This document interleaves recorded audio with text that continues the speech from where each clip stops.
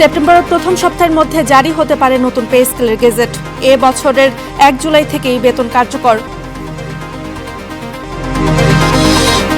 একীভূত 5 ব্যাংকের আস্থা পুনরুদ্ধারই এখন বড় চ্যালেঞ্জ বলছেন সাবেক গভর্নর। আমানতকারীদের ধৈর্য ধরার পরামর্শ। বাজেটের চড়া শুল্কে বিপাকে দেশের বিকাশমান বেকারি শিল্প। কাঁচামালের আমদানি খরচ বেড়ে সংকটে উদ্যোক্তারা। এবারের বিশ্বকাপ ফুটবলের আসর থেকে ফিফার রেকর্ড আয়ের পূর্বাভাস। বিশ্ব অর্থনীতিতে যোগ হবে $41 বিলিয়ন।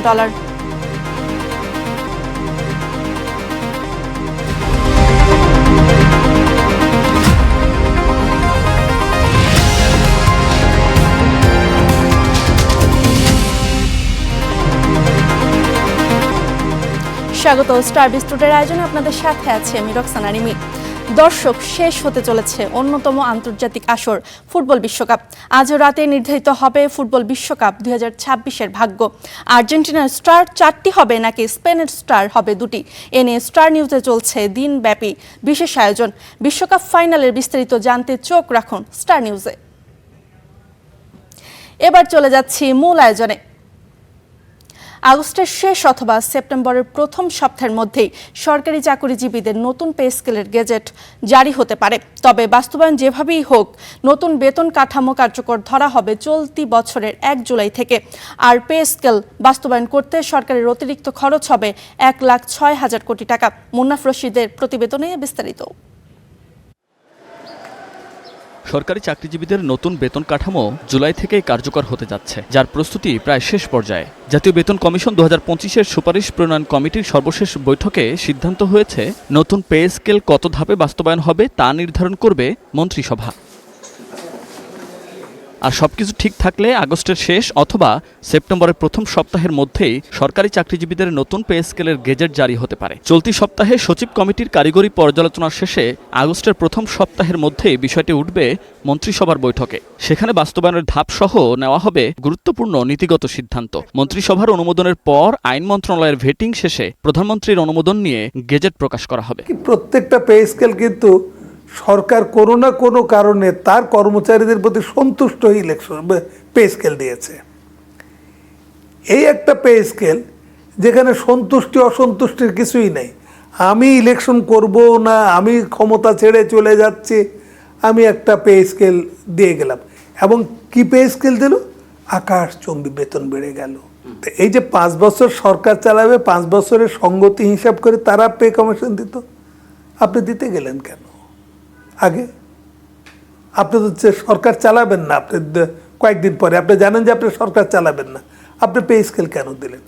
শুরুতে 3 ধাপে, পরে 2 ধাপে বাস্তবায়নের প্রস্তাব থাকলেও এ বিষয়ে চূড়ান্ত সিদ্ধান্ত নেবে মন্ত্রিসভায়। কারণ বর্তমানে 14 লাখ সরকারি কর্মচারী ও 9 লাখ পেনশনভোগীর জন্য বছরে প্রায় 1,31,000 কোটি টাকা ব্যয় হলেও নতুন পে স্কেল বাস্তবায়নে অতিরিক্ত প্রায় 1,06,000 কোটি টাকার প্রয়োজন পড়বে। এই অর্থের সংস্থান নিয়েও আলোচনা হবে মন্ত্রিসভায়।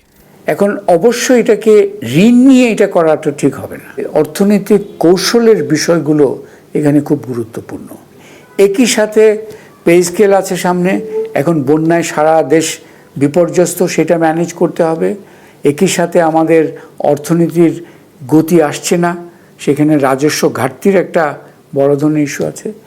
সো সব কিছুর মধ্যে পে স্কেলকে আইসোলেটেড একটা সিদ্ধান্ত হিসাবে তুলে ধরাটা ঠিক নয়। এটা সবগুলো সিদ্ধান্তের মধ্যে এটাকে লোকেট করা দরকার। কিভাবে এটাকে ডিল করবে, কোন মাত্রায় করবেন, কোন টাইমিংয়ে করবেন, এবং অর্থের সংস্থানটা কিভাবে করে এটা করবেন। নতুন পে স্কেলে শুধু মূল বেতন নয়, বাড়ি ভাড়া, চিকিৎসা, শিক্ষা, যাতায়াত সহ বিভিন্ন ভাতা পুনর্বিন্যাসের প্রস্তাবও রয়েছে। এসব সুবিধা কার্যকর করতে একাধিক বিধিবদ্ধ আদেশ জারি করতে হবে। অর্থ বিভাগের কর্মকর্তারা ইতোমধ্যে সে অনুযায়ী প্রয়োজনীয় খসড়া বিধি ও এসআরও প্রস্তুতির কাজ শুরু করেছেন। Munnaf Rashid, star news, Dhaka. একীভূত 5 ব্যাংকের আস্থা পুনরুদ্ধার এখন বড় চ্যালেঞ্জ বলে মনে করছেন বাংলাদেশ ব্যাংকের সাবেক governor doctor Ahsan H Mansur. আগামী 2 থেকে 3 বছরের মধ্যে সম্মিলিত ইসলামী ব্যাংকে লাভজনক প্রতিষ্ঠানে পরিণত করে ব্যক্তি খাতে ছেড়ে দেওয়ার পরামর্শ তার। স্টার নিউজকে দেয়া এক সাক্ষাৎকারে তিনি বলেন, এই ব্যাংকের আমানতকারীদের আমানত ফেরত নিতে ধৈর্য ধরারও পরামর্শ দিয়েছেন তিনি। হাসিনা আমলের অনিয়ম, ঋণ জালিয়াতি, অর্থ পাচার আর দুর্বল প্রশাসনের কারণে দেশের ইসলামী ধারার 5টি বেসরকারি ব্যাংক আর্থিকভাবে ভেঙে পড়েছে। 1.5 লাখ কোটি টাকার বেশি মূলধন ঘাটতি, 77% বেশি খেলাপি ঋণ ও তীব্র তারল্য সংকটের মধ্যে একেবারেই বিপর্যয়ের মুখে ছিল এই ব্যাংকগুলো। জুলাই গণ অভ্যুত্থানের পর এর মাঝে 5টি ব্যাংককে একীভূত করে অন্তর্বর্তী সরকার। সম্মিলিত ইসলামী ব্যাংক নামে নতুন যাত্রা করা এই ব্যাংকটি নিয়ে সমালোচনাও ছিল তুঙ্গে। ওই সময় গভর্নর হিসেবে দায়িত্ব পালন করা ডক্টর আহসান এইচ মনসুর বলছেন, এই 5 ব্যাংকের একীভূতকরণই ছিল ব্যাংকগুলোকে সংকট থেকে উদ্ধারের একমাত্র প্রক্রিয়া। কিন্তু পুরনো মালিকদের মালিকানা ফিরিয়ে দেওয়ার ধারা সমর্থনযোগ্য নয়। আমি মনে করি যে সেটা নৈতিকভাবে সমর্থনযোগ্য না, এবং সরকার ওই ধারাটার যেটা উইথড্র করছেন সেটাই সঠিক সিদ্ধান্ত। এই ধারা সংযোগ হওয়ারই প্রয়োজন ছিল না, এবং এটা হওয়াতে আমাদের সরকারের একটা ইমেজ নষ্ট হয়েছে, আমাদেরও ক্ষতি হয়েছে। আগামী 2 থেকে 3 বছরের মধ্যেই এটাকে একটা লাভজনক প্রতিষ্ঠানে পরিণত করা এবং এটা ব্যক্তি খাতে ছেড়ে দেওয়া, তখন ব্যক্তি খাত এটাকে নেবে এবং সরকার এখান থেকে বের হয়ে আসবে। সরকার এই ব্যাংককে উদ্ধার করেছে উল্লেখ করে তিনি বলেন, অন্তর্বর্তী সরকার আমানত ফেরত দেওয়ার যে পরিকল্পনা করেছিল সেটাই সঠিক। এক্ষেত্রে আমানতকারীদের অবশ্যই ব্যাংকগুলোকে ঘুরে দাঁড়ানোর সুযোগ দিয়ে ব্যাংকের ওপর আস্থা রাখতে হবে বলে মনে করেন তিনি। একটু ধৈর্য তো ধরতেই হবে। আমি একটা ফাঁদে পড়ে গেছি, ফাঁদ থেকে উদ্ধার করছে কে? সরকার। কাজে সরকারের প্রতি আমি সহায়তা হাত বাড়িয়ে দিয়ে জিনিসটাকে সলভ করার চেষ্টা করাটাই সবচেয়ে ভালো। আমি আমানতকারীদের উদ্দেশ্যে এখনো বলবো যে আপনারা ব্যাংকের উপর আস্থা রাখুন, সরকারের উপর আস্থা রাখুন, ব্যাংকের থেকে টাকা সরাবেন না, ব্যাংকে টাকা জমা রাখুন। বাংলাদেশ ব্যাংকের পর্যালোচনায় দেখা গেছে 5টি ব্যাংকের সম্মিলিত মূলধন ঘাটতি 1.5 লাখ কোটি টাকারও বেশি। ঈশিতা ব্রহ্ম, স্টার নিউজ, ঢাকা। দেশে বাড়ছে ডলারের দাম। 9 জুলাই থেকে ব্যাংক ও খোলা বাজারে প্রতি ডলারের দাম বেড়েছে 1 টাকার বেশি। বাংলাদেশ ব্যাংকের তথ্য অনুযায়ী ব্যাংক 122 টাকা 91 পয়সা থেকে বেড়ে 124 টাকা পর্যন্ত এলসিতে বিক্রি হচ্ছে $1, আর খোলা বাজারে 126 টাকা পর্যন্ত প্রতি ডলার বিক্রি হচ্ছে। এর আগে ইরান মার্কিন যুদ্ধে দেশের ডলারের বাজারে নেতিবাচক প্রভাব পড়ে। ব্যাংকগুলো ভবিষ্যৎ অনিশ্চয়তার আশঙ্কায় বেশি দামে ডলার কেনাবেচা করে। চলতি বছরের ফেব্রুয়ারি পর্যন্ত ডলারের বিপরীতে টাকা স্থিতিশীল ছিল, তবে মার্চে এসে ধীরে ধীরে ডলারের দাম বাড়তে শুরু করে। বাংলাদেশ ব্যাংকের পক্ষ থেকে বলা হয়েছে, ডলারের দাম নিয়ে কোনো হস্তক্ষেপ করছে না কেন্দ্রীয় ব্যাংক। সরকারি পেমেন্ট সহ বাড়তি চাহিদা থাকায় দাম বেড়েছে, তবে রেমিটেন্স প্রভাব ভালো থাকায় দাম কমে আসবে। পাশাপাশি কোনো ব্যাংক ডলারের দাম নিয়ে অনিয়ম করলে ব্যবস্থা নেওয়া হবে বলেও জানিয়েছে কেন্দ্রীয় ব্যাংক।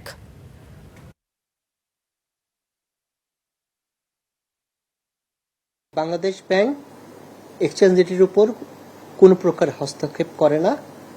এই দর নির্ধারিত হয় চাহিদা এবং যোগানের প্রেক্ষিতে, অর্থাৎ মার্কেট ডিসাইড করে এক্সচেঞ্জ রেট বা ডলারের মূল্য কত হবে। যেহেতু আমাদের রেমিটেন্স প্রবাহ ভালো আছে, আশা করছি এই সহসাই এটা আবার কমে আসবে। জুলাইয়ের প্রথম 18 দিনে রেমিটেন্স এসেছে $179.80 কোটি। বাংলাদেশ ব্যাংক সূত্র বলছে, যা আগের অর্থ বছরের একই সময়ের তুলনায় 20% বেশি। গেল অর্থ বছরের একই সময় রেমিটেন্স এসেছিল $149.60 কোটি। বাংলাদেশ ব্যাংকের সবশেষ হালনাগাদ তথ্য বলছে, 16 থেকে 18 জুলাই এই 3 দিনে বাংলাদেশে এসেছে $16.10 কোটি। রেমিটেন্স প্রবাহের এই ঊর্ধ্বমুখী ধারা দেশের বৈদেশিক মুদ্রার রিজার্ভ, আমদানি ব্যয় মেটানো ও বৈদেশিক লেনদেনে ভারসাম্য বজায় রাখতে ইতিবাচক ভূমিকা রাখবে।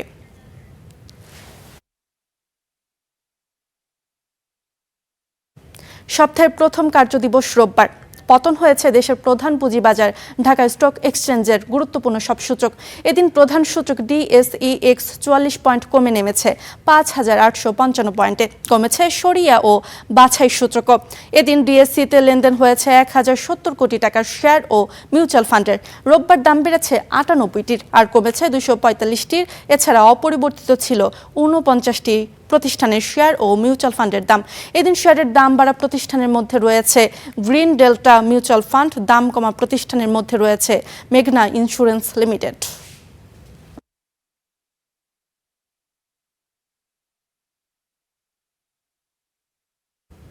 বাজেটের চড়া শুল্ক আর করের উত্তাপে পড়ছে দেশের বিকাশমান বেকারি খাত। নতুন বাজেটে ময়দা চিনি থেকে মোড়কীকরণে প্লাস্টিক কালি সবকিছু আমদানি খরচ এক লাফে বেড়ে যাওয়ায় বড় সংকটে উদ্যোক্তারা। ভোক্তা পর্যায়ে অসম মূল্য দূর করতে মূল্য অনুযায়ী এসব পণ্যের শুল্ক নির্ধারণের পরামর্শ খাত সংশ্লিষ্টদের।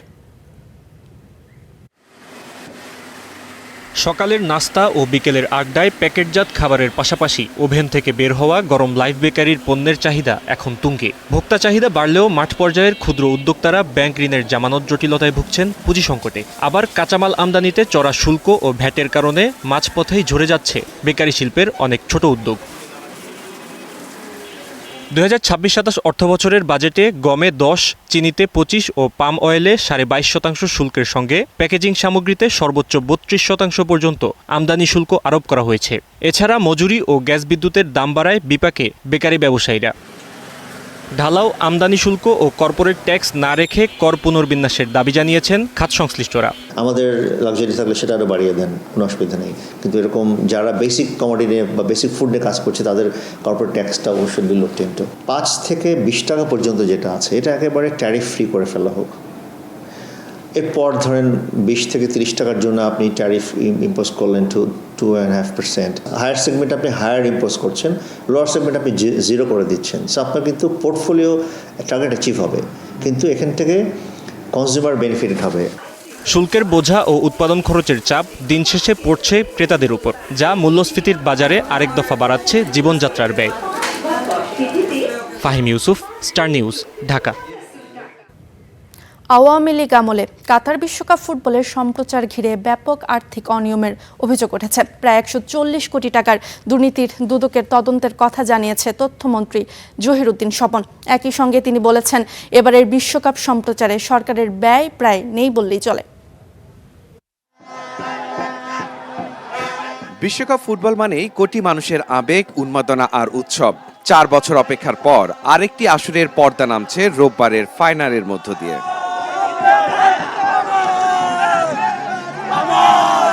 এদিনই সচিবালয়ে সংবাদ সম্মেলনে তথ্যমন্ত্রী জহিরুদ্দিন স্বপন জানান, এবার সরকার সরাসরি ফিফার কাছ থেকে সম্প্রচার স্বত্ব সংগ্রহ করেছে। বেসরকারি প্রতিষ্ঠানের কাছে স্বত্ব বিক্রি ও বিজ্ঞাপন থেকে পাওয়া আয়ে সরকারের ব্যয়ের প্রায় পুরোটা উঠে এসেছে বলেও দাবি করেন তিনি। ফুটবলের প্রতি যেহেতু তরুণ প্রজন্মের সকলের আগ্রহ আছে, এটা দেখাতে না পারলে সরকারের জন্য এটা একটা বিরাট একটা সেবার দায়িত্বের ক্ষেত্রে ঘাটতি। কিন্তু এটা দেখানোর নামে আবার কি পরিমাণ দুর্নীতি 2022-এ হয়েছে, এটা 2026-এ তারেক রহমানের সরকারের আমাদের তথ্য মন্ত্রণালয়ের পারফরমেন্স, বিটিভির পারফরমেন্সের সঙ্গে তুলনা করলেই আপনাদের কাছে পরিষ্কার হবে। 2022 সালের বিশ্বকাপ সম্প্রচারের প্রসঙ্গ টেনে তথ্যমন্ত্রী অভিযোগ করেন, সে সময় বিটিভি সরাসরি সম্প্রচার স্বত্ব না কিনে বেসরকারি দুটি প্রতিষ্ঠানের মাধ্যমে খেলা সম্প্রচার করে। এতে প্রায় 140 কোটি টাকার দুর্নীতি হয়েছে বলে দাবি করেন তিনি। 140 কোটি টাকার টার্নওভার ছিল 2022-এর বিশ্বকাপে। ফিফার পাওনা বাদে বাকিটা সবই লুট। এবারে ফিফার পাওনাটাই শুধুমাত্র আমরা শোধ করছি, তাও তথ্য মন্ত্রণালয়ের উদ্যোগে, বিটিভির উদ্যোগে সাব লাইসেন্সিংয়ের মাধ্যমে আমরা আদায় করছি। ফলে রেভিনিউর উপরে কোনো চাপ পড়ছে না, অথচ সবাই মিলে বিশ্বকাপ দেখেছেন এবং অত্যন্ত আনন্দেই তারা এটা খেলা উপভোগ করেছেন। তথ্যমন্ত্রীর ভাষ্য, বর্তমান সরকার জনগণের স্বার্থকে অগ্রাধিকার দিয়ে সর্বনিম্ন ব্যয়ে বিশ্বকাপের খেলা দেশের দর্শকদের কাছে পৌঁছে দেওয়ার উদ্যোগ নিয়েছে এবং আপনাদের সকলের সহযোগিতার কারণেই এটা সম্ভব হয়েছে। মাহাদি হাসান, স্টার নিউজ, ঢাকা। শেষ হতে চলেছে অন্যতম আন্তর্জাতিক আসর ফুটবল বিশ্বকাপ। 100টিরও বেশি ম্যাচ ঘিরে আয়োজিত এই মহাযজ্ঞ ঘিরে লাভ লোকসানের হিসাব চলছে এখনো। এবারের বিশ্বকাপ থেকে কে কতটা লাভবান হলো, ক্ষতির মুখেই বা পড়ল কারা, সেসব জানবো বিস্তারিত এই প্রতিবেদনে। বিশ্বকাপের 96 বছরের ইতিহাসে সবচেয়ে বড় আসরের প্রতিশ্রুতি দিয়েছিলেন ফিফা প্রেসিডেন্ট জিয়ান্নি ইনফান্তিনো। 48টি দল, 100টিরও বেশি ম্যাচ, রেকর্ড সংখ্যক গোল ও সবচেয়ে বেশি আয়োজক শহর, সব মিলিয়ে সেই প্রতিশ্রুতি বাস্তবেও রূপ নিয়েছে। তবে এই মহাযজ্ঞে কেউ গড়েছেন মুনাফার রেকর্ড, আবার কেউ গুনছেন আর্থিক লোকসান। সবচেয়ে বড় আর্থিক সাফল্য এসেছে ফিফার ঘরে। 2022 সালে কাতার বিশ্বকাপ থেকে সংস্থাটি আয় হয়েছিল প্রায় $660 কোটি। এবার সেই রেকর্ডও ছাড়িয়ে যাওয়ার প্রত্যাশা করা হচ্ছে। লাভবানদের তালিকায় রয়েছে সম্প্রচার প্রতিষ্ঠান ও বিজ্ঞাপনের বাজারও। যুক্তরাষ্ট্রের ফক্স নেটওয়ার্ক 30 সেকেন্ডের একটি বিজ্ঞাপনের গড় দাম ছিল $2 থেকে $3 লাখ। তবে যুক্তরাষ্ট্রের ম্যাচ ও টুর্নামেন্টের শেষ দিকে সেই দাম বেড়ে দাঁড়ায় প্রায় $7,50,000। বিশ্বকাপের ইতিবাচক প্রভাব পড়েছে বৈশ্বিক অর্থনীতিতেও। ফিফার হিসাব অনুযায়ী এবারের আসর বিশ্ব অর্থনীতিতে প্রায় $41 বিলিয়ন যোগ করবে। এর মধ্যে যুক্তরাষ্ট্রের অর্থনীতিতেই যুক্ত হতে যাচ্ছে প্রায় $17 বিলিয়ন। পাশাপাশি তৈরি হয়েছে প্রায় 1,85,000 নতুন কর্মসংস্থান। তবে এই আয়োজন সবার জন্য সমান লাভজনক হয়নি। প্রত্যাশিত বুকিং না পাওয়ায় ক্ষোভ প্রকাশ করেছে যুক্তরাষ্ট্রের হোটেল খাত সংশ্লিষ্টরা। বিশ্বকাপের সবচেয়ে বড় মূল্য চুকিয়েছেন ফাইনাল দেখতে যাওয়া দর্শকরা।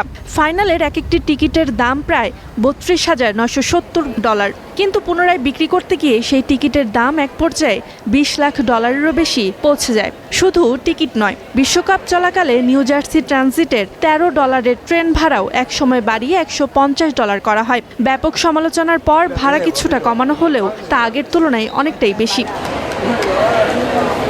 Roksana Rimi, star news.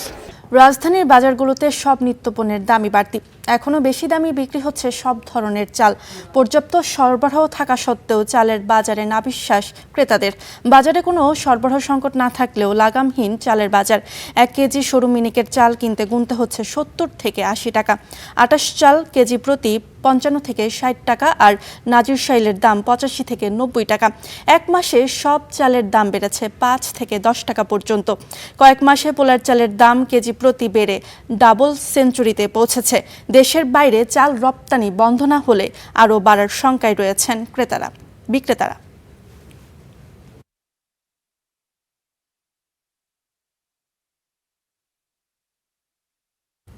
দেশের বাজারে 22 ক্যারেটের 1 ভরি স্বর্ণ বিক্রি হচ্ছে 2,19,808 টাকায়, আর 21 ক্যারেটের প্রতি ভরি স্বর্ণ বিক্রি হচ্ছে 2,09,893 টাকায়। 18 ক্যারেটের 1 ভরি স্বর্ণ বিক্রি হচ্ছে 1,80,267 টাকায়।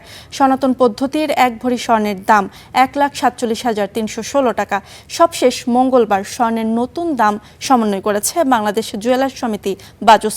আর আন্তর্জাতিক বাজারে 1 আউন্স স্বর্ণ বিক্রি হচ্ছে $4,017 উপরে।